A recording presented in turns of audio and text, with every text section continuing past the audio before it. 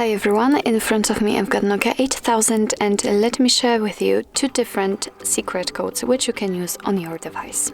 So the first code will open the email info and it is *#06#. And as you can see, by this code we are provided with both email numbers of this device which are connected to different SIM slots.